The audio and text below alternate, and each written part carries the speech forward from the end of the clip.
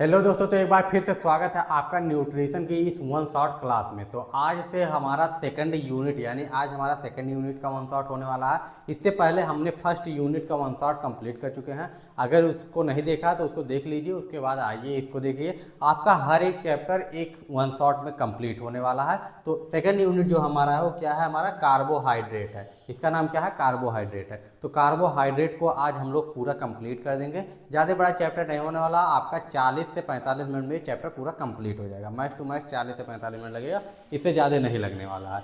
पहला चैप्टर केवल बड़ा था, इसके बाद में एक या दो चैप्टर ऐसे होंगे जो आपको जाएंगे घंटा प्लस में, नहीं तो सब 40-45 मिनट में खबर हो जाने वाले हैं। तो चलिए स्टार्ट करते हैं यूनिट 2 कार्बोहाइड्रेट। अब कार्बोहाइड्रेट क्या है इसको बताने की तो ज़रूरत है नहीं, क्योंकि शुरू से ही स्टार्टिंग से फिफ्थ सिक्स सेवन से आप लोग पढ़ते आ रहे हैं कार्बोहाइड्रेट। ठीक, कार्बोहाइड्रेट क्या होता है, अब बाकी चीज़ें सारी चीज़ें, प्रोटीन क्या होता है, सारी चीज़ों को पढ़ते आ रहे हैं। सीधे हम लोग स्टार्ट करते हैं कि what are carbohydrate. Carbohydrate are organic nutrient. Carbohydrate क्या है, एक ऑर्गेनिक जिसमें क्या होता है, कार्बन प्रेजेंट होता है। ठीक, ऑर्गेनिक न्यूट्रिएंट्स वो होते हैं जिसमें कार्बन प्रेजेंट होता है, और इनऑर्गेनिक होते हैं जिसमें कार्बन एब्सेंट होता है। ठीक, तो ये होगा made of carbon hydrogen and oxygen. किससे किससे मिलकर बना होता है, कार्बन हाइड्रोजन और ऑक्सीजन से मिलके बना होता है। ठीक, तो ये हो गया आपका।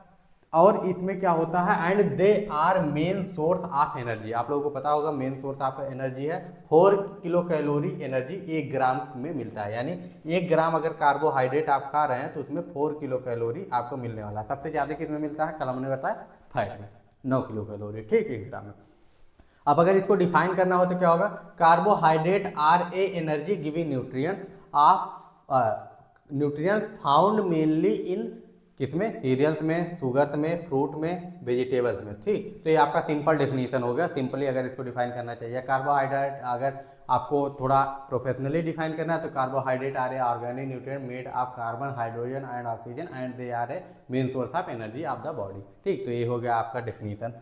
इसके बाद में हम लोग आ जाते हैं केमिकल फार्मूला क्या होता है कार्बन का, जो आपका कार्बोहाइड्रेट होता था। तो आपको पहले ही पता चल गया ना कि किससे मिलकर बना होता है, कार्बन हाइड्रोजन और ऑक्सीजन, 3 चीज़ें से मिलकर बना होता है। तो मतलब इसके केमिकल फार्मूला में 3 चीज़ें तो होंगी। क्लियर है, बिल्कुल क्लियर है ना। तो आपका जो फार्मूला होता है क्या होता है, अगर इसको सिंपली लिखना चाहें तो CH2O, उसके बाद कोष्टक के बाहर में N, जहाँ पे आपका हाइड्रोजन और ऑक्सीजन का रेशियो क्या होगा, अगर आपका हाइड्रोजन 2 है तो ऑक्सीजन 1 होगा। यानी हाइड्रोजन और ऑक्सीजन का रेशियो कितना होगा, 2:1। ठीक, 2:1 होगा। ठीक, तो हाइड्रोजन अगर 2 है तो ऑक्सीजन आपका 1 होगा। ठीक, तो ये आपका फार्मूला होगा CH2O कोष्टक लगा के N। ठीक, अब इसमें एन जो है, एन को कोई भी संख्या लिख सकते हैं, वो आपका मतलब कितने जो क्या है केमिकल बॉन्ड का कितने का क्या कहते हैं उसको, अरे मतलब कितना कॉम्प्लेक्स है आपका कार्बोहाइड्रेट, कितना सिंपल कार्बोहाइड्रेट है, उस पर डिपेंड करता है। ठीक, तो क्लासिफिकेशन ऑफ कार्बोहाइड्रेट। अब इसमें आप लोगों को 2 चीज़ों का डाउट होगा। एक तो होगा कि बहुत सिंपली क्यों कार्बोहाइड्रेट हम पढ़ा रहे हैं, तो इसका रीजन है सेम कार्बोहाइड्रेट आपको बायोकेमिस्ट्री में पढ़ना, वहाँ पे आप केमिस्ट्री के हिसाब से अपना कार्बोहाइड्रेट पढ़ेंगे, क्या कहाँ पे क्या केमिकल फार्मूला होता है, क्या चीज़ें होती हैं। में हमारे जब न्यूट्रिशन वाले सिलेबस में देखेंगे तो यहाँ पे आपको कार्बोहाइड्रेट में आपको उसके क्लासिफिकेशन क्या होते हैं ये पता होना चाहिए, कार्बोहाइड्रेट होता क्या है डेफिनेशन पता होना चाहिए, इसकी इंपॉर्टेंस क्या है इसको पता होना चाहिए, RDA इसका क्या होता है, फंक्शन क्या होता है ये पता होना चाहिए। इतनी चीज़ें आपको पता होनी चाहिए। ठीक, तो यहाँ पे आप लोगों को ऐसा नहीं लगना चाहिए कि कंटेंट कम दिया जा रहा है, बहुत सिंपली पढ़ा दिया, नहीं। हमारे न्यूट्रिशन के रिक्वायर्ड ही यही है। यही चीज़ आप बायोकेमिस्ट्री में पढ़ेंगे, उसके बाद में आपको अच्छा नॉलेज हो जाएगा। वहाँ पे आपको और जो है केमिस्ट्री के हिसाब से पढ़ाया जाएगा कार्बोहाइड्रेट को, जो बायो केमिस्ट्री, यानी बायो केमिस्ट्री में 2 चीज़ें होती है, बायो भी होता है केमिस्ट्री। तो जो बायो का पोर्शन जिसमें केमिस्ट्री अप्लाई होता है उसको वहाँ पे पढ़ाया जाएगा। तब यही कार्बोहाइड्रेट के उस पोर्शन को जब पढ़ लेंगे तो आपको अच्छा नॉलेज हो जाएगा। यहाँ पे आपको थ्योरी मेन जो है थ्योरी वाला नॉलेज होना चाहिए, थ्योरी वाला डाटा होना चाहिए कि कैसे लिखना है। आपको अगर कार्बोहाइड्रेट आ रहा है न्यूट्रिशन के पेपर में तो आपको ऐसे लिखना है, अगर आपको बायोकेमिस्ट्री के पेपर में आ रहा है तो उसमें फार्मूला वगैरह थोड़ा अच्छे से लिखना पड़ता है। ठीक, लेकिन ये भी इंपॉर्टेंट है, ये भी डाटा आपको थ्योरी वाला पोर्शन याद होना चाहिए। तो क्लासिफिकेशन ऑफ कार्बोहाइड्रेट में क्या हो जाता है, carbohydrate are classified mainly into, किसमें होता है, सिंपल कार्बोहाइड्रेट में और कॉम्प्लेक्स कार्बोहाइड्रेट में। ठीक, अब they are easy to digest. तो अब सिंपल क्यों कहा गया, क्योंकि इजीली डाइजेस्ट हो जाते हैं और क्विक एनर्जी देते हैं। ठीक, तो सिंपल कार्बोहाइड्रेट क्या होते हैं, जो आसानी से डाइजेस्ट हो जाते हैं, जिनका पाचन आसानी से हो जाता है और अच्छे खासे एनर्जी देते हैं, जल्दी से एनर्जी देते हैं। ठीक, ये हो गया। अगर जो चीज़ जल्दी से एनर्जी दे रहा है उसको हम सिंपल कार्बोहाइड्रेट में रखेंगे, जो चीज़ जल्दी से एनर्जी नहीं दे रहा उसको हम कॉम्प्लेक्स कार्बोहाइड्रेट में रखेंगे। अब इसमें क्या होता है, दो तरीके का होता है, मोनोसेकेराइड, डाइसेकेराइड। अब मोनोसेकेराइड क्या होता है, पहला मोनोसेकेराइड जो है उसमें सिंगल शुगर यूनिट होता है, जो शुगर का यूनिट होगा वो बस एक ही यूनिट आपका शुगर होगा। ठीक, जैसे आपका ग्लूकोज हो गया, फ्रक्टोज हो गया, गैलेक्टोज हो गया, जैसे आपका ब्लड ग्लूकोज। ठीक, ये हो गया। फ्रक्टोज हो गया फ्रूट का जो शुगर होता है, या फिर गैलेक्टोज हो गया मिल्क का जो शुगर होता है, ये सब क्या होता है, मोनोसेकेराइड होते हैं, जिसमें आपका क्या होता है, सिंगल शुगर यूनिट होता है। अब डाइसेकेराइड जिसमें आपका दो शुगर यूनिट होता है, शुगर के जो दो यूनिट होते हैं। ठीक, तो यही आपका क्या हो जाएगा, एग्जाम्पल के लिए जैसे सुक्रोज हो गया, लैक्टोज हो गया, माल्टोज हो गया। ठीक, तो सुक्रोज किससे बनता है, ग्लूकोज प्लस फ्रक्टोज, यानी ग्लूकोज और फ्रक्टोज, इससे आपका सुक्रोज बनता है, जिसको हम क्या कहते हैं, टेबल शुगर कहते हैं। ठीक, अब आपका लैक्टोज क्या होगा, ग्लूकोज प्लस गैलेक्टोज से बनता है, मिल्क शुगर आपका बनता है। इसके बाद माल्टोज क्या होगा, ग्लूकोज प्लस ग्लूकोज से मिलता है, फॉर्म ड्यूरिंग डाइजेशन। डाइजेशन के दौरान आप लोगों ने digestive system high school inter में पढ़ा होगा, तो वहाँ पे पढ़ा होगा कि आपका माल्टोज बनता है। ठीक, डाइजेशन में जब आप फिजियोलॉजी पढ़े होंगे तो वहाँ पे भी पढ़े होंगे डाइजेशन में। तो ये हो गया। तो आपका क्या हो गया, मोनोसेकेराइड में जो होगा उसमें आपका सिंगल शुगर यूनिट होगा, और आपका डाइसेकेराइड जो होगा उसमें डबल शुगर यूनिट होगा। क्लियर है ना। जैसे इसमें सुक्रोज, लैक्टोज और माल्टोज दो एग्जांपल आपके हैं। जैसे ग्लूकोज और फ्रक्टोज, आपका टेबल शुगर जो होता है वो सुक्रोज जिसको कहते हैं, तो ग्लूकोज और फ्रक्टोज से मिलते हुए बनता है। लैक्टोज जो होता है, लैक्टोज आपका ग्लूकोज और आपका गैलेक्टोज से मिलकर बना होता है। माल्टोज जो होता है ग्लूकोज और ग्लूकोज से मिलकर बना होता है। ये चीज़ आपको याद होनी चाहिए कि कौन सा किससे मिलकर बना होता है, कौन सा किससे मिलकर बना होता है, ये डाटा आपको याद होनी चाहिए। ये चीज़ एग्जाम में भी पूछी जा सकती है, अगर नहीं भी पूछी जाती है, अगर इसको लिख देते हैं तो अच्छे खासे नंबर आते हैं। ठीक, मतलब इसको अगर लिख के आप मान लीजिए आप डाइसेकेराइड लिख रहे हैं, आपने सुक्रोज के बारे में लिख दिया, लेकिन अगर ये नहीं लिखा कि सुक्रोज किससे किससे मिलकर बना होता है तो आपको नंबर कम मिले, लेकिन यही लिख के आपने उसको बॉर्डर कर दिया, हाईलाइट कर दिया, तो आपको पूरे नंबर मिल जाएंगे। तो ये चीज़ें याद होनी चाहिए। अब इसमें थ्योरी इतना ये इंपॉर्टेंट चीज़ें हैं, इसको याद में रखिए। ठीक, इसके बाद में कॉम्प्लेक्स कार्बोहाइड्रेट आ जाता है। Complex carbohydrate made many glucose unit, ठीक, जिसको हम पॉलीसेकेराइड भी कहते हैं। तो मेनी शुगर यूनिट जो है, जिसमें है जैसे कि आपका स्टार्च है जो कि डाइजेस्टेबल होता है। ठीक, तो आपका जैसे कि राइस में पाया जाता है, व्हीट में पाया जाता है, पोटैटो में पाया जाता है, तो स्टार्च पाया जाता है। इसमें कई सारे शुगर यूनिट होते हैं, इसीलिए देखते होंगे डायबिटीज वाले पेशेंट को जो है स्टार्च वाली चीज़ें खाने के लिए सबसे ज़्यादा मना किया जाता है। जैसे आपका चावल खाने से किससे मना किया जाता है, रोटी भी कम खाने को कहा जाता है, आलू भी खाने से मना किया जाता है। तो ये सारी चीज़ें। इसके बाद ग्लूकोजन एनिमल स्टार्च होता है, जैसे कि stored in liver and muscle, जो कि आपका ग्लाइकोजन होता है। कहाँ पे आपका स्टोर होता है, लीवर और मसल्स में आपका स्टोर होता है। क्या होता है, एनिमल आपका स्टार्च होता है। ठीक, और आपका सेलुलोज जो होता है ये फाइबर होता है। ये आपका जो होता है फ्रूट में पाया जाता है, वेजिटेबल में पाया जाता है, और होल ग्रेन्स में पाया जाता है। आपका सेलुलोज डाइजेस्टेबल नहीं होता, लेकिन ये फाइबर होता है, तो डाइजेशन में बहुत ज़्यादा हेल्प करता है, but help in the bowel movement. Bowel movement में आपका जो पेरिस्टालसिस मूवमेंट होता है उसमें, और डाइजेशन में बहुत ज़्यादा हेल्प करता है, कोई भी सेलुलोज हो या फाइबर की जो भी चीज़ें होती हैं वो सारी चीज़ें। ठीक, तो फाइबर्स को अपने भोजन में जरूर इंक्लूड करना चाहिए, इससे आपका डाइजेस्टिव सिस्टम अच्छा हो रहता है, और साथ ही साथ क्या करता है, डाइजेशन में हेल्प करता है, और यही बाउल मूवमेंट में भी हेल्प करता है। ठीक, इसके बाद में अनदर इजी क्लासिफिकेशन में क्या हो जाए, डाइजेस्टेबल कार्बोहाइड्रेट और नॉन डाइजेस्टेबल कार्बोहाइड्रेट। ठीक, दो तरीके का कार्बोहाइड्रेट होता है, एक डाइजेस्टेबल होता है, एक नॉन डाइजेस्टेबल होता है। ठीक, तो आपका डाइजेस्टेबल क्या होता है, जो आसानी से डाइजेस्ट हो जाए, और नॉन डाइजेस्टेबल क्या होता है, जो ह्यूमन आसानी से डाइजेस्ट ना कर पाए। ठीक, तो आपका जो डाइजेस्टेबल कार्बोहाइड्रेट होता है ये सबसे ज़्यादा एनर्जी देता है, सबसे ज़्यादा एनर्जी यही देता है। लेकिन जो आपके नॉन डाइजेस्टेबल होते हैं, जैसे कि आपका फाइबर्स होता है, वो नॉन डाइजेस्टेबल होते हैं, लेकिन जरूरी ये भी होते हैं, ऐसा नहीं है कि दोनों में से कोई जरूरी नहीं है, जरूरी दोनों। अगर ये एनर्जी नहीं दे रहा फिर भी कई सारी चीज़ों में हेल्प कर रहा है, जैसे कि आपका पहले ही पढ़ चुके हैं कि आपके बाउल मूवमेंट में हेल्प करता है, डाइजेशन में हेल्प करता है।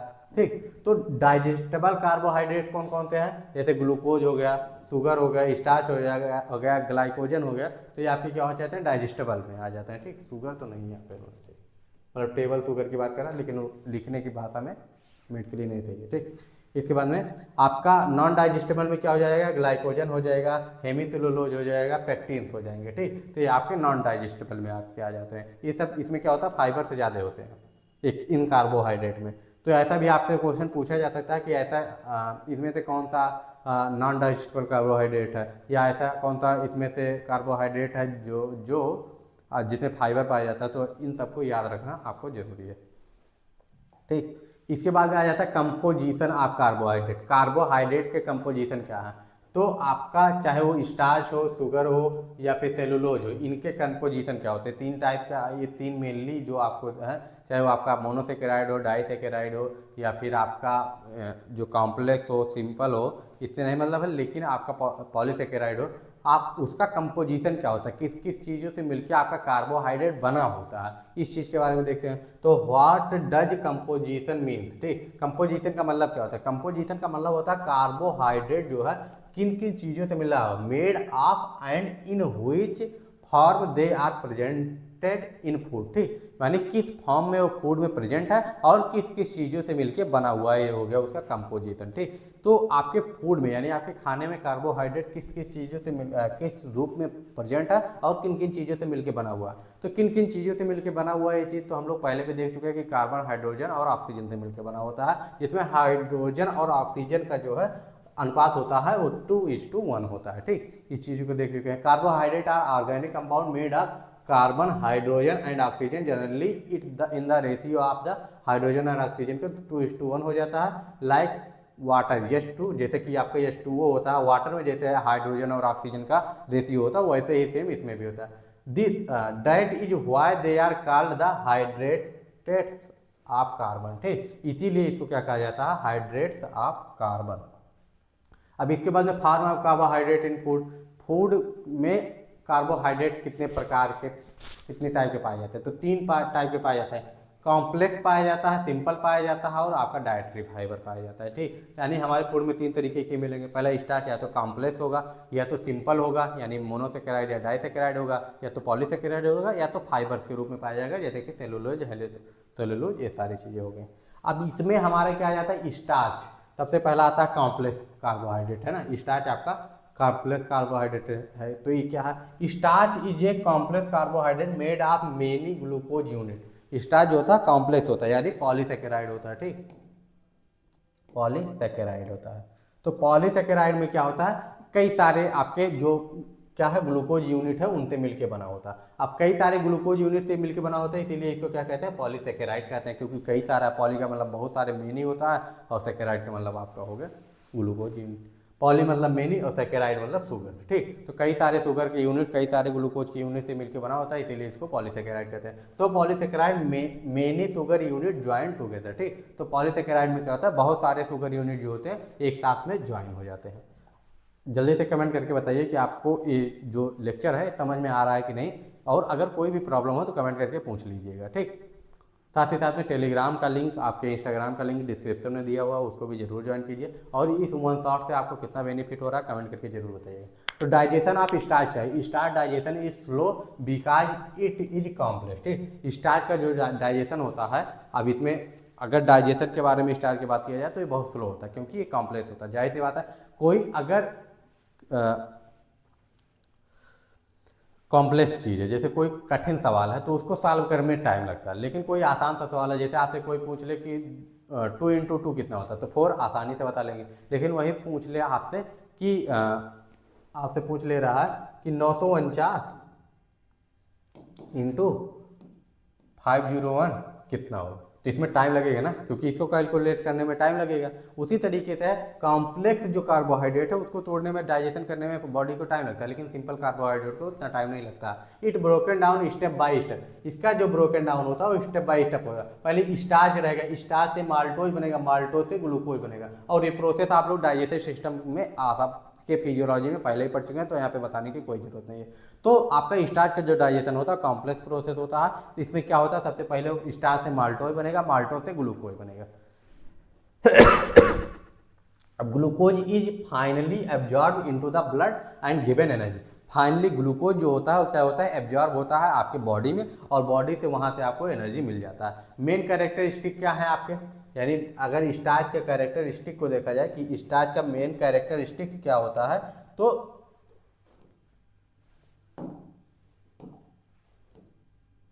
स्टार्च का कैरेक्टरिस्टिक अगर देखा जाए, मेन कैरेक्टरिस्टिक क्या है, तो क्या होगा, एनर्जी देता है। सबसे पहली चीज क्या होती है, एनर्जी देता है, ठीक, give energy slowly and for a long time, ठीक। तो स्टार्च यही होता है कि स्लोली आपको एनर्जी देता है, धीरे धीरे एनर्जी देता है, लेकिन लंबे समय तक देता है। प्रोवाइड सुटेबल एनर्जी, ठीक, सॉरी प्रोवाइड सस्टेन एनर्जी, यानी लंबे समय तक वही हो गया। लेस स्वीट इन टेस्ट, ठीक, स्वीट इन टेस्ट यानी कम मीठा होता है, टेस्ट करने में आपको जो स्टार्च होगा कम मीठा लगेगा, लेकिन लंबे समय तक एनर्जी देता है। गुड फॉर डेली डाइट, और रोज खाने के लिए सबसे अच्छा यही माना जाता है, ठीक। आगे बढ़े, अब सोर्स क्या क्या हो सकते हैं, स्टार्च अगर इतना अच्छा है कि रोज खाने के लिए अच्छा है, तो किन किन चीज़ों में पाया जाता है, इसका सोर्स क्या क्या है। सबसे पहला, जो हम लोग चावल खाते हैं, तो चावल जो भी खाते हैं उसमें आपका स्टार्च पाया जाता है। इसके बाद व्हीट या रोटी जो खाते हैं उसमें पाया जाता है। ब्रेड, क्योंकि ये भी गेहूं से बनता है तो उसमें भी पाया जाता है। पोटैटो में पाया जाता है, स्वीट पोटैटो में पाया जाता है, कॉर्न में पाया जाता है, सीरियल्स में पाया जाता है, ठीक। तो ये हो गया आपका। टाइप ऑफ स्टार्च कितने होते हैं, तो आपका स्टार्च डाइजेस्टेबल स्टार्च और रेजिस्टेंट स्टार्च, तो दो तरीके के आपके स्टार्च हो गए, पहला डाइजेस्टेबल होगा, दूसरा होगा रेजिस्टेंट, ठीक। तो इसको याद कर लीजिए, स्टार्च कितने प्रकार का होता है, स्टार्च के सोर्स क्या होते हैं, ठीक। तो इन सबको, ये सब डाटा आपको याद होना चाहिए, इसीलिए मैंने पैराग्राफ नहीं यूज किया, पॉइंट वाइज यूज किया। जो आपको एग्जाम में जरूरी है उतना ही, क्योंकि आपके पास भी किताब होगा या आपके पास भी नेट होगा, आप उसे डिटेल में पढ़ सकते हैं, लेकिन इंपॉर्टेंट चीज़ें क्या है, ये हमारे कर्तव्य है आपको बताना। हमारा मेन काम यही है कि आपको जो मेन कंटेंट है, जिसको लिख के आप यूनिवर्सिटी एग्जाम में पास हो सकते हैं, अच्छे नंबर ला सकते हैं, उसको पढ़ा बताना है यहाँ पे, ठीक ना कि, क्योंकि वन शॉट, अगर डिटेल्ड क्लास होती तो आपको एक एक चीज़ें बताई जाती, लेकिन आपका वन शॉट है तो मेन फोकस यही है कि सबसे से ज़्यादा नंबर कम पढ़ के भी कैसे लाया जाए, ठीक। तो कम पढ़ के कैसे लाया जाएगा, एग्जैक्ट चीज़ें पढ़िए, क्या चीज़ें हम लिखा, अगर इस सीक्वेंस में आप लिख देते हैं आपको पूरे नंबर मिल जाएंगे। तो आपका स्टार्च कितने टाइप का होता है, डाइजेस्टेबल होता है और रेजिस्टेंस होता है। तो इसमें क्या होता है, easy broken down into glucose, example जैसे राइस, पोटैटो और ब्रेड में होता है, ये इजी डाइजेस्टेबल होता है। मतलब कॉम्प्लेक्स तो है, लेकिन कॉम्प्लेक्स में भी इजी तरीके से डाइजेस्ट हो जाता है ना, और ये नॉट इजीली डाइजेस्ट होता है, ये फाइबर की तरह एक्ट करता है, जो रेजिस्टेंट स्टार्च होता है।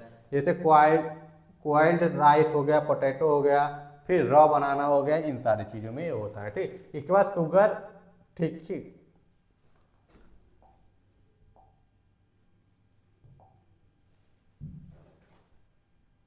ठीक। इसके बाद शुगर आ जाता है। शुगर जो होता है क्या होता है, सिंपल कार्बोहाइड्रेट होता है। इसका मीनिंग क्या है, sugar is a simple carbohydrate, ठीक, मेड ऑफ 1 or 2 यूनिट, क्योंकि या तो वो मोनोसेकेराइड होगा या तो डाइसेकेराइड होगा।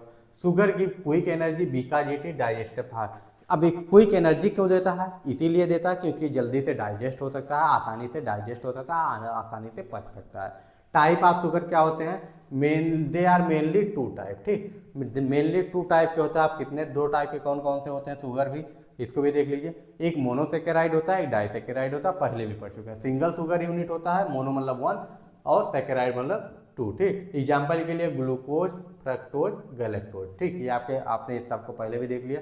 मेन शुगर इन ब्लड होता है, फ्रूट में होता है, सोर्स इसका क्या है, फ्रूट है, हनी है, स्वीट ड्रिंक है, ये सारी चीज़ें हैं, ठीक। और इनका मेन खास बात क्या है, डायरेक्टली और आसानी से क्विकली एब्जॉर्ब हो जाते हैं ब्लड में, तो जल्दी से एनर्जी दे सकते हैं। इसीलिए सिंपल कार्बोहाइड्रेट जो है तुरंत, जैसे कि आपका गुड़ खा लीजिए, भेली खा लीजिए, तो ये हो गया, चीनी हो गया, सब जल्दी से आपको एनर्जी प्रोवाइड करते हैं, ठीक। इसके बाद में क्या होता है, डाइसेकेराइड, 2 शुगर यूनिट। अब इसमें डाई मतलब तो 2 होता है, बहुत शुरू से पढ़ते आ रहे हैं। मीन्स 2 मोनोसेकेराइड ज्वाइंट टूगेदर, ठीक, 2 मोनोसेकेराइड जो होता है वो एक साथ ज्वाइंट हो जाते हैं, ठीक। उसमें क्योंकि सिंगल शुगर यूनिट होता है, ठीक, सिंगल शुगर यूनिट होता है, तो एक सिंगल शुगर यूनिट जो है जब दो सिंगल शुगर सॉरी जब 2 मोनोसेकेराइड एक साथ ज्वाइंट हो जाएंगे, क्योंकि एक इसमें हो गया एक इसमें, तो ये 2 बन गया, तो डाइसेकेराइड यूनिट, ठीक। तो डाइसैकेराइड बन जाता है। इंपॉर्टेंट एग्जाम्पल क्या क्या हो सकता है, जैसे कि आपका सुक्रोज हो गया, आपका लैक्टोज हो गया, माल्टोज हो गया, पहले भी पढ़ चुके हैं। सुक्रोज ग्लूकोज प्लस फ्रक्टोज से बनता है, टेबल शुगर इसी को कहते हैं, जो हम लोग रोजाना घर पे चीनी यूज करते हैं। लैक्टोज क्या हो गया, जो मिल्क में शुगर पाया जाता है, ग्लूकोज और गैलेक्टोज से मिलकर बना होता है। माल्टोज क्या हो गया, ग्लूकोज और ग्लूकोज से मिलकर बना होता है, फॉर्म ड्यूरिंग स्टार्च डाइजेशन। ठीक, अब इसके बाद में क्या आ गया, मेन कैरेक्टरिस्टिक ऑफ शुगर। तो मेन कैरेक्टरिस्टिक क्या है, स्वीट इन टेस्ट में मीठा होता है, डाइजेस्ट वेरी फास्ट क्योंकि सिंपल है, क्योंकि 2 ही यूनिट है, या तो 1 यूनिट होगा या तो 2 ही यूनिट शुगर के होंगे, तो जल्दी से हो जाएगा। पॉली में बहुत सारे होते हैं, यानी जो आपका कॉम्प्लेक्स कार्बोहाइड्रेट होता है उसमें बहुत सारे शुगर यूनिट होते हैं, तो टाइम लगता है। इसके बाद digest very fast, give instant energy it taken excessive. ठीक, कैन यूज ओबेसिटी। ठीक, देखिए अगर इसको ज़्यादा मात्रा में ले रहे हैं तो क्या क्या होगा, ओबेसिटी हो सकता है, डायबिटीज हो सकता है, रिस्क डायबिटीज का रिस्क हो सकता है, और डेंटल कैरीज भी हो सकती हैं। तो इसीलिए कहा जाता है कि चीनी कम खाना चाहिए। तो इन सारी चीज़ों से क्या जो आपके ओबेसिटी का रिस्क हो जाता है, डायबिटीज़ का रिस्क हो जाता है, डेंटल का दिक्कत हो सकती है, तो ये सारी चीज़ें होती है। सोर्स ऑफ शुगर क्या है, शुगर हो गया, जेगरी हो गया यानी आपका गुड़ हो गया, हनी हो गया, फ्रूट हो गया, सॉफ्ट ड्रिंक हो गया, स्वीट हो गया, मिल्क हो गया, मिल्क में लैक्टोज होता है। ठीक, अब सेलुलोज क्या होता है, यानी आपके डाइटरी फाइबर जो होते हैं, बहुत इंपॉर्टेंट है आपके डाइजेस्टिव सिस्टम के लिए, आपके भोजन के डाइजेशन के लिए। Meaning, cellulose is the complex carbohydrate present in the cell wall of the plant. कहाँ पे होता है, ये आपका प्लांट में पाया जाता है, सेलुलोज आपके एनिमल में नहीं पाया जाता। ठीक, तो आपका इंपॉर्टेंट क्या होगा, human can not digest cellulose. ठीक, इसको जो आपके जानवर हैं, ठीक, जो जानवर हैं, ठीक, वो तो डाइजेस्ट कर सकते हैं, लेकिन ह्यूमन नहीं कर सकते हैं। जो प्लांट के आपके उसमें पाया जाता है प्लांट में, उसका जो आपका सेलुलोज होता है प्लांट के सेल वॉल में पाया जाता है। ठीक, तो वो जो होता है प्लांट का सेल वॉल, क्योंकि कुछ प्लांट जो है जानवर भी खा रहे हैं, तो उनको तो डाइजेस्ट कर लेंगे, उनका डाइजेस्टिव सिस्टम ऐसा है कि डाइजेस्ट कर लेंगे सेलुलोज को, लेकिन ह्यूमन जो है डाइजेस्ट नहीं कर पाता। लेकिन ह्यूमन के लिए फिर भी ये बेनिफिशियरी है, because our digestive system does not have enzyme जो कि आपका सेलुलोज को पचा सके। ठीक, so cellulose does not provide energy but it very important for our health. क्यों है हेल्थ, क्योंकि आप हमारे पास क्या है, सेलुलेज नाम का एंजाइम नहीं है जो सेलुलोज को पचा पाए। ठीक, कौन सा एंजाइम, सेलुलेज नाम का एंजाइम। सेलुलेज नाम का एंजाइम हमारे पास नहीं है जो कि हेल्प करे पाचन में। ठीक, किसके, हमारे सेलुलोज के पाचन में। तो लेकिन फिर भी ये हेल्थ के लिए बेनिफिशियरी है, क्योंकि इसके कितने सारे फंक्शन है। देखिए, ऐड करता है बल्क ऑफ स्टूल का जो बल्किंग है वो यही ऐड करता है। प्रिवेंट करता है कॉन्स्टिपेशन से। ठीक, इंप्रूव करता है बाउल मूवमेंट को, हेल्प करता है डाइजेशन में, प्रिवेंट करता है पाइल्स में, क्योंकि कॉन्स्टिपेशन होगा तो पाइल्स होने का चांस बढ़ जाता है, हेमरॉइड्स या पाइल्स हो गए। ठीक, इसके बाद रिड्यूस करता है risk of colon disease, colon cancer, colon disease होने का रिस्क को कम करता है। हेल्प करता है कंट्रोल ब्लड शुगर को कंट्रोल में रखता है, स्लो करता है ग्लूकोज एब्जॉर्प्शन को। ठीक, ग्लूकोज के एब्जॉर्प्शन को स्लो करता है क्या, आपका सेलुलोज।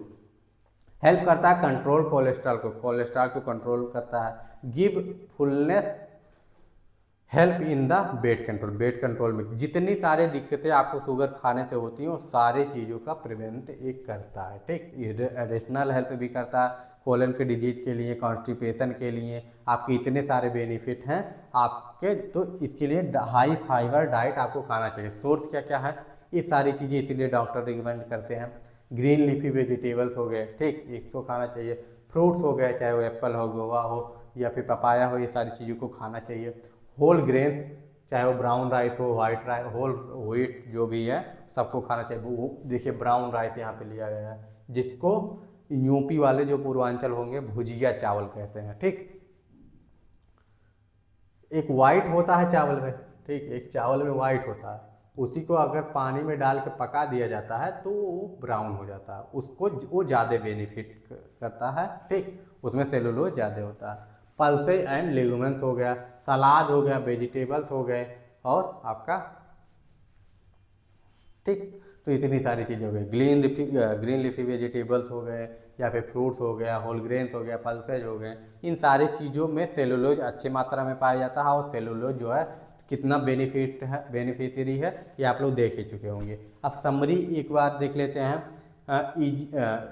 Starch, sugar, cellulose. ठीक, ये तीनों चीज़ें हैं। स्टार्च कॉम्प्लेक्स होता है, शुगर सिंपल होता है और सेलुलोज फाइबर्स होते हैं। ठीक, ये सारी चीज़ें हैं।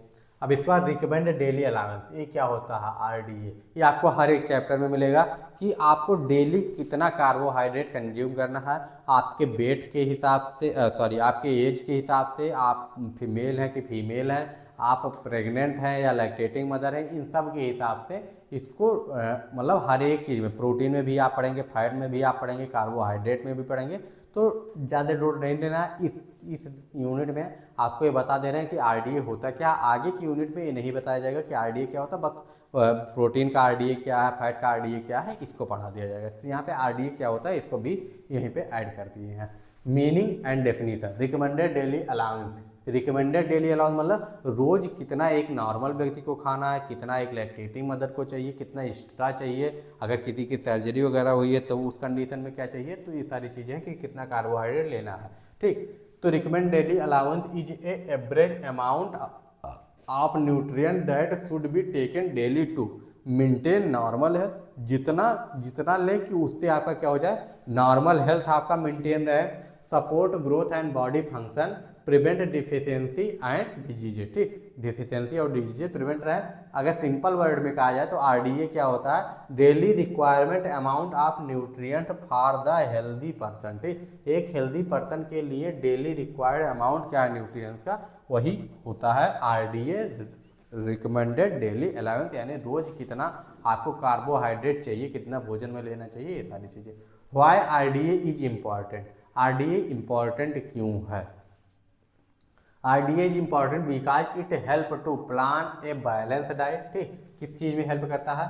बैलेंस डाइट के प्लान में हेल्प करता है कि कितना हमको प्रोटीन रोज चाहिए, कितना कार्बोहाइड्रेट चाहिए, कितना फैट चाहिए, इसके हिसाब से रोज का डेली का आपका क्या बैलेंस डाइट प्लान हो सकता है।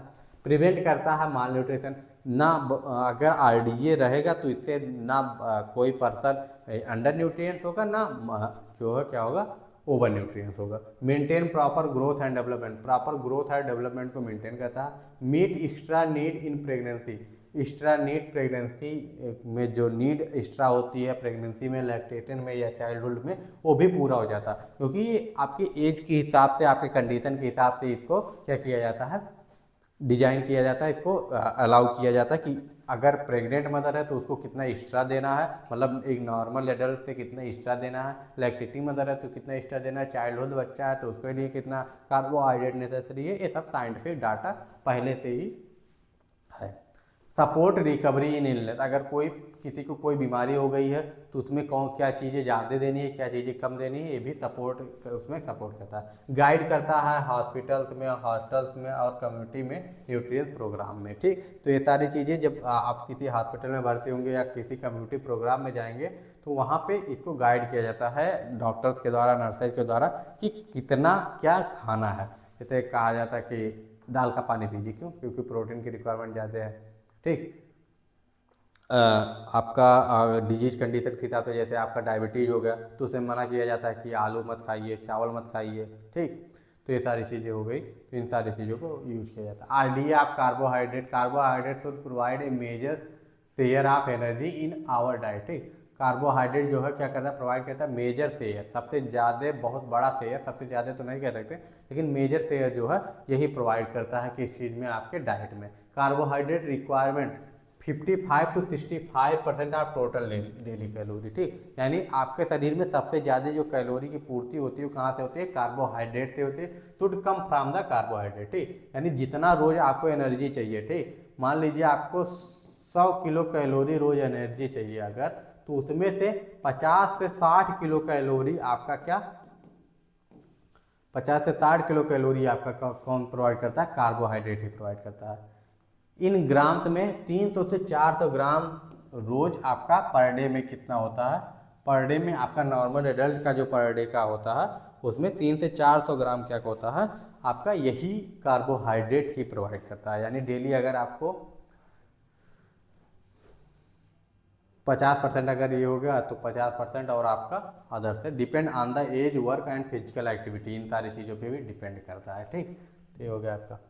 अब how to calculate carbohydrate requirement, अब कैलकुलेट कैसे करेंगे कि किसी पर्सन को कितना ज़रूरत है, ठीक। 1 ग्राम कार्बोहाइड्रेट में कितना होता है, 400 kilo calorie. For example calculation, a person need 2000 calorie, ठीक, यानी 2000 किलो कैलोरी अगर उसको चाहिए, और 1 ग्राम आपका क्या, 1 ग्राम आपका 4 किलो कैलोरी दे रहा है, तो कितना ग्राम हमको कार्बोहाइड्रेट लेना पड़ेगा।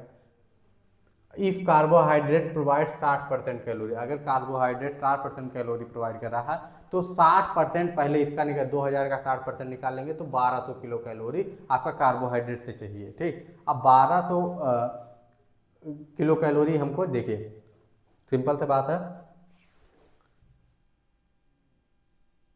एक मिनट इसको थोड़ा डिटेल में देख लेते हैं। हाँ देखिए, मान लीजिए एक पर्सन की नीड कितनी है, 2000 किलो कैलोरी इसकी नीड है, ठीक। 60% इसका अगर देखा जाएगा, इसका 60% देखा जाएगा तो आपका कितना हो जाएगा, ठीक, इसका कितना आ जाएगा, 1200 आ जाएगा, ठीक। 1200 किलो कैलोरी आपका ये आ जाएगा। एक कैलकुलेशन, एक मिनट पूरा सही से सॉल्व कर दिया जा रहा है, ठीक। 2000 किलो कैलोरी चाहिए, ठीक। अब इसका अगर 60% देखेंगे,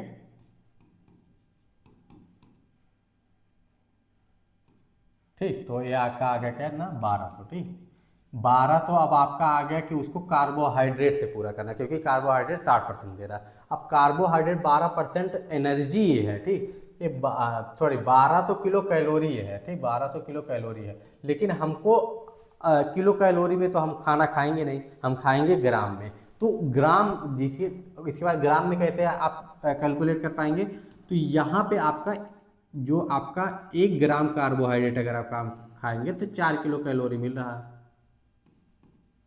4 किलो कैलोरी आपका मिल रहा है। तो इसी हिसाब से हमको कितना, 12 किलो कैलोरी चाहिए, तो इसमें 4 से भाग दे देंगे, तो 1200 किलो कैलोरी में आप 4 से अगर भाग दे देंगे, 4 से आई 12, ठीक, तो 300 ग्राम हमको खाना पड़ेगा। अगर 300 ग्राम हम खा लेंगे तो 1 ग्राम में हमको 4 कैलोरी मिल रहा है, तो 300 ग्राम गुणे 4, 1200 किलो कैलोरी हमारा पूरा हो जाएगा।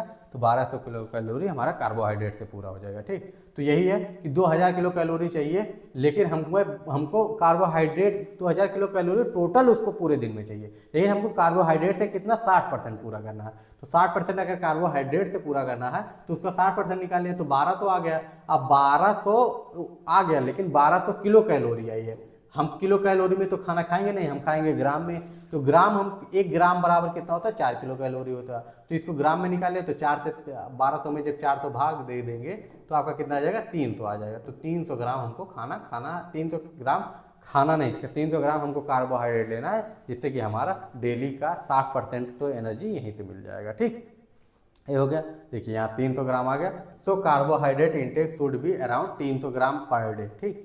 300 ग्राम पर डे अगर कार्बोहाइड्रेट ले रहा तो काम हो जाएगा। Factor affecting RDA, RDA not same for everyone, it change due to age पे चेंज होता है, सेक्स पे चेंज होता है, बॉडी साइज पे चेंज होता है, फिजिकल एक्टिविटी पे चेंज होता है, प्रेग्नेंट मदर है कि नॉन प्रेग्नेंट है, लैक्टेटिंग मदर है, डिजीज कंडीशन क्या है, इस सारी चीज़ों पे आपका चेंज होता है, ठीक। तो आपका फैक्टर्स जो है, ये सारे फैक्टर्स आपकी एज, सेक्स, जेंडर, इन सारे फैक्टर जो होते हैं आपके अफेक्ट करते हैं आरडीए को। जैसे चिल्ड्रन को मोर न्यूट्रिएंट्स नीड होगा पर बॉडी वेट, ठीक, पर बॉडी वेट पे उसको ज़्यादा चाहिए। जैसे मान लीजिए अगर एडल्ट को 1 किलो पे उसको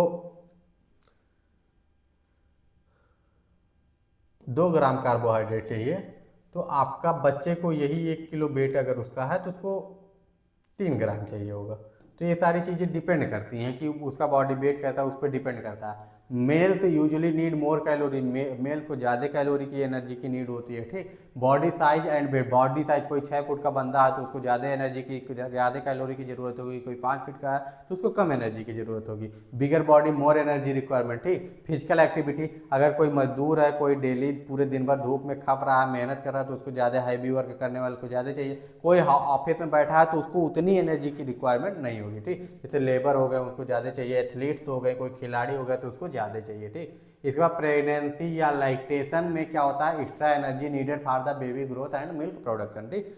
तो आपको प्रेगनेंसी हुआ या लैक्टेशन हुआ तो बेबी की ग्रोथ, अगर प्रेग्नेंट मदर है तो बेबी की ग्रोथ के लिए एक्स्ट्रा एनर्जी चाहिए, लैक्टेटिंग मदर है तो मिल्क प्रोडक्शन के लिए ब्रेस्ट फीडिंग के लिए, इन सारी चीज़ों के लिए एक्स्ट्रा आपको क्या ज़रूरत है, किस चीज़ की ज़रूरत है, एनर्जी की ज़रूरत है। उसके लिए आपको एक्स्ट्रा खाना खाना पड़ेगा, एक्स्ट्रा आपको डाइट में न्यूट्रिएंट्स लेना पड़ेगा। इलनेस एंड रिकवरी, फीवर हुआ, इन्फेक्शन हुआ, ट्रामा, इसमें एनर्जी नीड होती है में इंक्रीज, ठीक, एनर्जी की नीड जो है इंक्रीज हो जाती है क्योंकि ज़्यादा एनर्जी की नीड होगी, ठीक।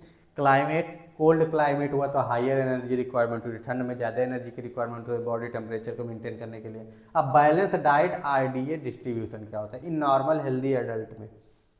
अगर नॉर्मल हेल्दी एडल्ट है तो उसमें कार्बोहाइड्रेट 55 से 65% चाहिए, प्रोटीन 10 से 15% चाहिए, फैट 20 से 30% चाहिए, ठीक। नॉर्मल एडल्ट के लिए ये आपका है कि कार्बोहाइड्रेट 55 से 65% होना चाहिए, 10 से 15% उसका प्रोटीन होना चाहिए, फैट कितना होना चाहिए, 20 से 30%। इन शॉर्ट में कहा जाए तो आपका जो RDA होता है वो अमाउंट होता है डेली रिकमेंडेड अमाउंट होता है आप न्यूट्रिएंट्स का, ठीक। यानी RDA क्या होता है, रिकमेंडेड एक अमाउंट होता है एक न्यूट्रिएंट्स का जो कि नीड होता है डेली बेसिस पे मेंटेन करने के लिए बॉडी फंक्शन और हेल्थ को, ठीक।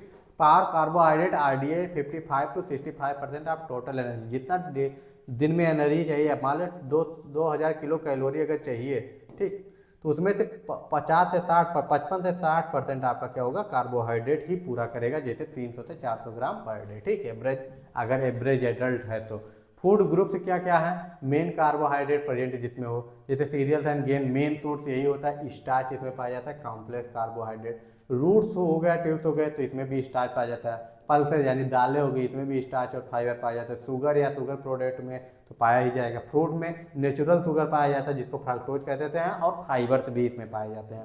साथ ही साथ में आपका क्या हो गया, वेजिटेबल्स हो गया, इसमें स्मॉल कार्बोहाइड्रेट पाया जाता है और फाइबर्स भी पाया जाता है जैसे कि सेलुलोज हो गया।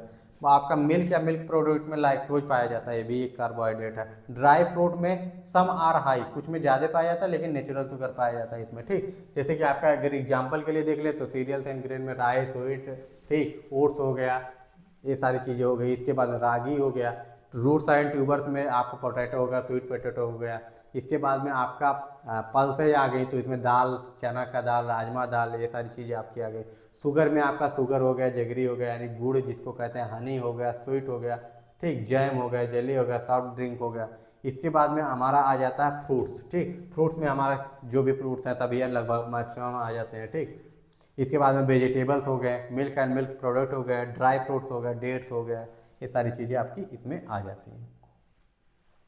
अब फंक्शन ऑफ कार्बोहाइड्रेट क्या होता है, यानी कार्बोहाइड्रेट का वर्क क्या है, फंक्शन क्या है, बहुत ही इंपॉर्टेंट चीज़ है। इस चैप्टर में एक मेन हेडिंग आपको इस एक पेज पे आपको मिल जाएगा, इतने में आपका 5 नंबर का काम हो सकता है। अगर कार्बोहाइड्रेट का फंक्शन 5 नंबर में पूछ लिया, 2 नंबर में पूछ लिया, आपको बस इतना लिखना है, हेडिंग डाल के थोड़ा थोड़ा लिख देंगे, आपका काम हो जाएगा, ठीक। तो function of carbohydrate, main source of energy, सबसे पहला काम फंक्शन तो यही है कि मेन सोर्स है एनर्जी का। उसके बाद एनर्जी फॉर ब्रेन, एनर्जी दे रहा है तो ब्रेन के लिए एनर्जी रिक्वायरमेंट है। Maintain blood sugar, blood sugar को मेंटेन करके रखता है। Protein sparing action, help fat metabolism, prevent ketosis, energy store, provide dietary fibre, improve palatability और सपोर्ट फिजिकल एक्टिविटी, ठीक। ये सारी चीज़ें इतना वर्क होता है इस वर्क, चाहे इसको नोट कर लीजिए चाहे जो कर लीजिए, लेकिन इसको आप दिमाग में बिठा लीजिए, ठीक।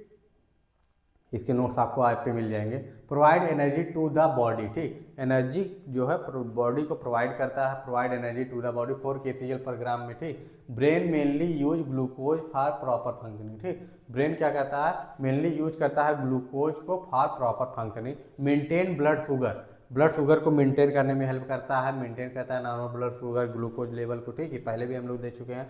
प्रोटीन स्पेयरिंग एक्शन, सेव करता है प्रोटीन को for growth and tissue repair के लिए तुरंत, ठीक, और इसमें एनर्जी का यूज होता है, ठीक। हेल्प करता है मेटाबॉलिज्म, फैट के मेटाबॉलिज्म में हेल्प, प्रिवेंट करता है कीटोसिस को, ठीक, यानी प्रिवेंट करता है फॉर्मेशन ऑफ कीटोन बॉडी जो होती हैं उनके फॉर्मेशन को, व्हेन कार्ब आर सफिशिएंट, जब कार्बोहाइड्रेट सफिशिएंट होता है तो आपका इसको प्रिवेंट करता है। इसके बाद में एनर्जी स्टोरेज में एनर्जी देता है, ये प्रोवाइड करता है डाइटरी फाइबर, ठीक, जो आपके सेलुलोज वगैरह हो गए, ये सारी चीज़ें इंप्रूव करता है पैलेटेबिलिटी और सपोर्ट करता है फिजिकल एक्टिविटी। जब आपके पास एनर्जी रहेगी तभी आप फिजिकल एक्टिविटी कर पाएंगे, जाहिर सी बात है। इसके बाद इस चैप्टर का लास्ट हेडिंग आता है एनर्जी या न्यूट्रिशन कह सकते हैं। तो एनर्जी क्या होता है, इसका मतलब है energy is the ability of the body to do work. ठीक, सिंपल सी बात है, एनर्जी वही उसी को कहेंगे कि एबिलिटी कितनी है आपके शरीर को वर्क करने के लिए, यही एनर्जी हो गया।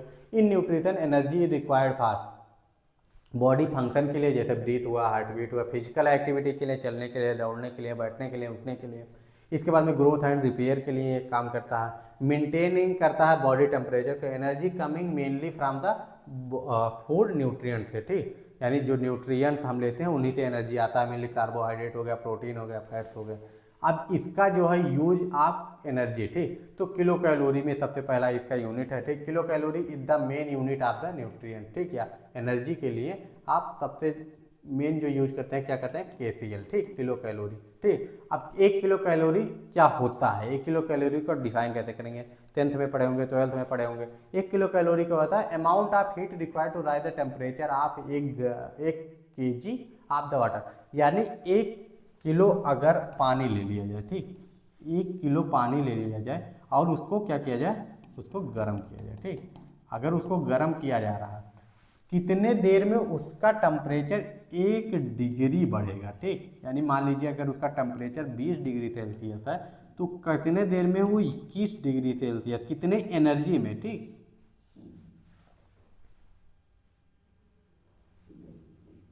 कितने एनर्जी में, कितना हीट रिक्वायर्ड होगा इसको 21 डिग्री सेल्सियस तक लाने के लिए, वही आपका 1 किलो कैलोरी हो जाता है। ठीक, यानी 1 किलो वाटर को, ठीक, 1 किलो वाटर को जब हीट किया जाता है, ठीक, हीट किया जा रहा है तो वो आपका 1 डिग्री सेल्सियस उसका टेम्परेचर कितने एनर्जी में आपका बढ़ रहा है, उतने को ही क्या कहेंगे, एक केसीएल कहेंगे। ठीक, जितना एनर्जी लगेगा उसी को एक केसीएल कह देंगे।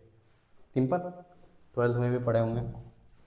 एनर्जी वैल्यू ऑफ न्यूट्रिएंट्स क्या होगा, न्यूट्रिएंट्स जैसे कि आपका कार्बोहाइड्रेट, प्रोटीन, फैट हो गया।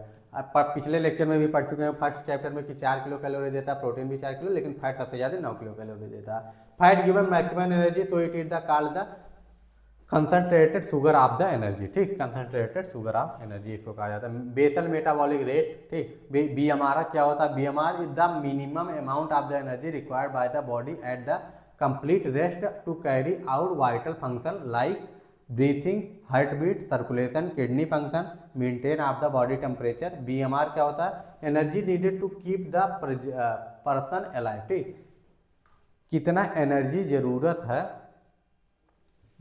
पर्सन को जिंदा रखने के लिए। ठीक, बेसल मेटाबॉलिक रेट क्या होता है, मिनिमम अमाउंट ऑफ एनर्जी कितनी रिक्वायर्ड होती है किसी भी बॉडी को कंप्लीट रेस्ट में कैरी आउट वाइटल फंक्शन के लिए। ठीक, यानी उसका वाइटल चलता रहे, पूरी कंप्लीट रेस्ट में रहे, लेकिन फिर भी उसको कितना मिनिमम अमाउंट एनर्जी चाहिए उसी को कहते हैं बेसल मेटाबॉलिक रेट। ठीक, ब्रीथिंग, हार्ट बीट, सर्कुलेशन, इन सारी चीज़ों के लिए। अब BMR is measured when the person एक complete physical and mental rest में हो, fasting state after 12 hour, comfortable temperature हो और free from stress and illness से हो, तभी हम बीएमआर को क्या कर सकते हैं, मेजर कर सकते हैं। अब बीएमआर के फैक्टर अफेक्टिव क्या क्या है, वेरी इंपॉर्टेंट है ये, क्योंकि चिल्ड्रन फैक्टर ये अगर एज पे भी डिपेंड करता है, जैसे चिल्ड्रन एंड एडल्सन का हाइयर ग्रोथ नीड होती है। ठीक, मेल सेक्स है तो मोर मसल्स मास चाहिए, प्रेग्नेंट या लैक्टेशन मदर तो उनको एक्स्ट्रा एनर्जी की जरूरत होती है। फीवर एंड इन्फेक्शन हुआ तो इंक्रीज मेटाबॉलिज्म होगा। ठीक, हाइपर थायराइडिज्म है तो थायराइड हार्मोन इंक्रीज बीएमआर। ठीक, इसके बाद में क्या होगा, कोल्ड क्लाइमेट होता है तो उसमें बॉडी प्रोडक्शन मोर हीट। ठीक, इसके बाद में एक्सरसाइज एंड हैवी वर्क होता है, इंक्रीज मसल्स एक्टिविटी। ठीक, सिंपल सी चीज़ है, इसमें कुछ बताने वाली चीज़ है नहीं। फैक्टर दैट डिक्रीज, यहाँ पे दूसरी एक चीज़ था, पीछे आने दीजिए तो बताते हैं। हाँ, फैक्टर जो है इंक्रीज, जो कि क्या आपका बीएमआर को इंक्रीज कौन कौन से फैक्टर कर रहे हैं, वो चीज़ें थी।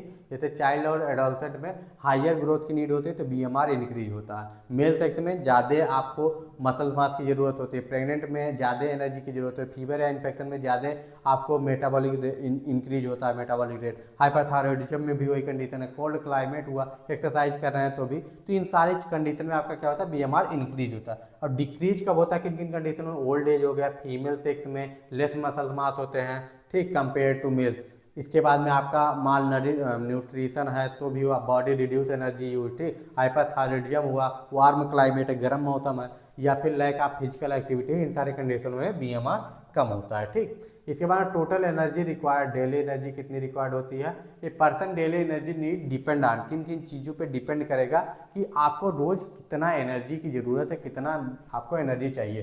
ये डिपेंड करेगा आपके बीएमआर पे, फिजिकल एक्टिविटी पे, thermic effect of the food पे, ठीक। इतने चीज़ों पे मेनली डिपेंड करता है, किस पे, बीएमआर, बेसिक बॉडी आपका नीड कितना है, ठीक।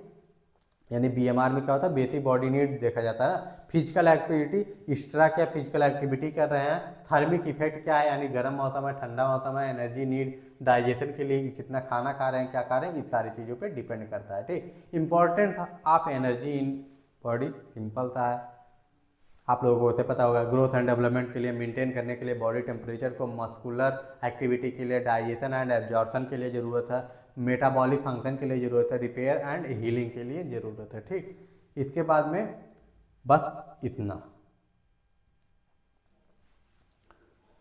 धन्यवाद। अगर यहाँ तक आप लोगों ने देख लिया है, यहाँ तक अगर लेक्चर को देख लिया, पसंद आया हो तो सब्सक्राइब जरूर करें चैनल को, साथ ही साथ अपने दोस्तों के साथ जरूर वीडियो को शेयर कीजिए। मिलते हैं नेक्स्ट वीडियो में, अगर कोई भी डाउट होगा तो कमेंट करके पूछ लीजिएगा। Bye bye, take care and जय।